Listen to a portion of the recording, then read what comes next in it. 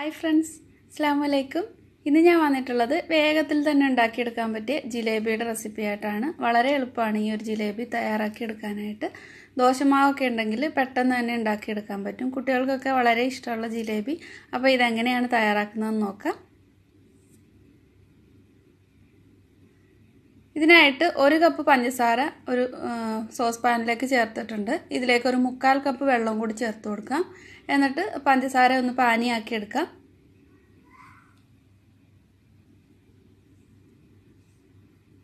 ഒരു മീഡിയം ഫ്ലെയിമിൽ പഞ്ചസാര ഒന്ന് തിളച്ച് വരുമ്പോൾ ഇതിലേക്ക് നാരങ്ങാനീര് ചേർത്ത് കൊടുക്കുന്നുണ്ട്.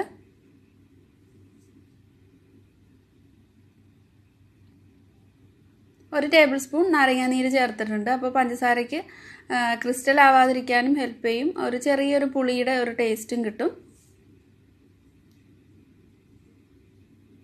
ഇപ്പോൾ പഞ്ചസാരയൊക്കെ മെൽറ്റായി നന്നായിട്ട് തിളച്ചിട്ടുണ്ട്. ഇനി ഇത് ചെക്ക് ചെയ്ത് നോക്കാം. ഒട്ടുന്ന ഒരു പാകമാകുമ്പോൾ ഫ്ലെയിം ഓഫ് ചെയ്യാം. ഒരു നൂൽ പരുവാവേണ്ട ആവശ്യമില്ല. ഒന്ന് ഒട്ടി വരുമ്പോൾ തന്നെ ഫ്ലെയിം ഓഫ് ചെയ്തിടാം.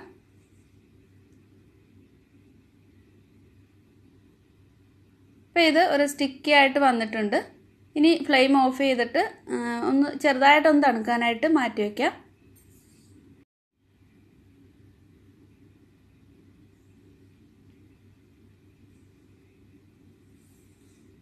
ഇനി ഒരു ബൗളിലേക്ക് 1 കപ്പ് ദോശമാവ് എടുത്തിട്ടുണ്ട്. ഇഡ്ഡലിയുടെ മാവായാലും കുഴപ്പമില്ല. അതിലേക്ക് ഒരു 1/4 കപ്പോളം മൈദമാവ് കൂടെ ചേർത്തിട്ട് നന്നായിട്ടൊന്ന് മിക്സ് ചെയ്തെടുക്കണം. ഇതിലേക്ക് ഞാൻ 2 നുള്ളു ബേക്കിംഗ് സോഡ കൂടി ചേർക്കുന്നുണ്ട്. അപ്പോൾ ഇത് ഉപ്പ് ചേർത്തിട്ടുള്ള ദോശമാവാണ്, അതുകൊണ്ട് ഉപ്പ് ചേർക്കുന്നില്ല. അല്ലെങ്കിൽ ഒരു 1-2 നുള്ളു ഉപ്പ് കൂടെ ചേർത്ത് കൊടുക്കണം. ഇതിനി കട്ടയില്ലാതെ ഒന്ന് മിക്സ് ചെയ്ത് കൊടുക്കാം.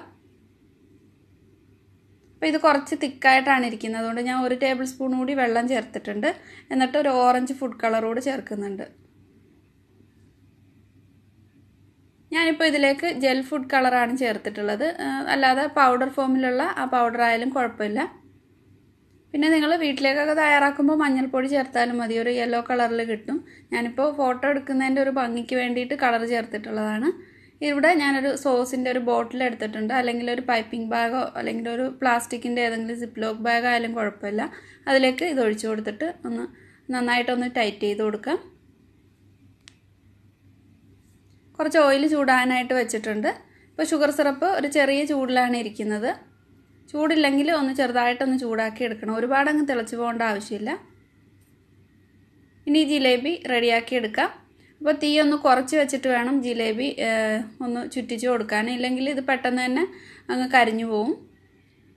ഇപ്പോൾ ലോ ഫ്ലെയിമിൽ തന്നെ ഇട്ടിട്ടാണ് ഞാനിത് ചെയ്യുന്നത്. ഇതേപോലെ റൗണ്ട് ഷേപ്പിലോ ഇങ്ങനെ ഒന്ന് കറക്കി കൊടുത്താൽ മതി. അല്ലെങ്കിൽ കുറച്ചും കൂടെ ഭംഗിയിൽ ഫ്ലവറിൻ്റെ ഷേപ്പിലൊക്കെ വേണമെങ്കിൽ ചെയ്തെടുക്കാം. ഇതാകുമ്പോൾ വളരെ ഈസി ആയിട്ട് എല്ലാവർക്കും തന്നെ ചെയ്തെടുക്കാൻ പറ്റും. 2 സൈഡും ഒന്ന് മറിച്ചിട്ട് കൊടുത്തിട്ട് ഒന്ന് ചെറുതായിട്ടൊന്ന് മുരിഞ്ഞ് കഴിയുമ്പോൾ ഇത് എണ്ണയിൽ നിന്ന് മാറ്റാം. എന്നിട്ട് ചൂടോടെ തന്നെ ഷുഗർ സിറപ്പിലേക്ക് ഇട്ട് കൊടുക്കുന്നുണ്ട്. ഷുഗർ സിറപ്പ് അപ്പോൾ ചെറിയൊരു ചൂടോടെ തന്നെ ഇരിക്കണം. ചൂടില്ലെങ്കിൽ ഒന്ന് ചൂടാക്കിയിട്ട് എടുത്താൽ മതി. ഒരുപാട് തിളച്ച ഷുഗർ സിറപ്പിലേക്ക് ഇടുമ്പോൾ ജിലേബിയൊക്കെ അങ്ങ് സോഫ്റ്റായിട്ട് പോവും. അതുകൊണ്ടാണ് ഞാൻ കുറച്ച് ചെറിയ ചൂടിലാക്കിയിട്ട് ഇട്ടിട്ടുള്ളത്. ഒരു 30 സെക്കൻഡോളം അങ്ങനെ ഇട്ടിട്ട് ഇത് ഷുഗർ സിറപ്പിൽ നിന്ന് എടുത്ത് മാറ്റാം. ബാക്കിയുള്ളതെല്ലാം ഇതേപോലെ തന്നെ ഫ്രൈ ചെയ്തെടുക്കാം. ഇപ്പോൾ ചെറിയ തീയിൽ തന്നെ ഇട്ടിട്ട് ഫ്രൈ ചെയ്തെടുക്കണം, അല്ലെങ്കിൽ പെട്ടെന്ന് തന്നെ കരിഞ്ഞു പോവും. 2 സൈഡും ഇതേപോലെ മറിച്ചിട്ടിട്ട് ഫ്രൈ ആക്കിയിട്ട് ഷുഗർ സിറപ്പിലേക്ക് ഇട്ട് കൊടുക്കാം. അപ്പോൾ ഷുഗർ സിറപ്പ് തണുത്തിട്ടുണ്ടെങ്കിൽ ചെറുതായിട്ടൊന്ന് ചൂടാക്കിയിട്ട് വീണ്ടും ഇട്ട് കൊടുത്താൽ മതി.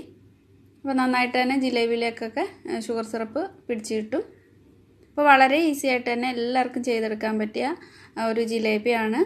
ദോശമാവൊക്കെ ബാക്കിയുണ്ടെങ്കിൽ 1 കപ്പ് മാവ് കൊണ്ട് തന്നെ ഇത്രയും ജിലേബി ഉണ്ടാക്കിയെടുക്കാൻ പറ്റും.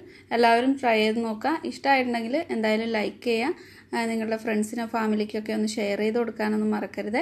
അതുപോലെ സബ്സ്ക്രൈബ് ചെയ്യാതെ കാണുന്ന ഫ്രണ്ട്സ് ആരെങ്കിലും ഉണ്ടെങ്കിൽ മറക്കാതെ തന്നെ സബ്സ്ക്രൈബ് ചെയ്യണേ. താങ്ക്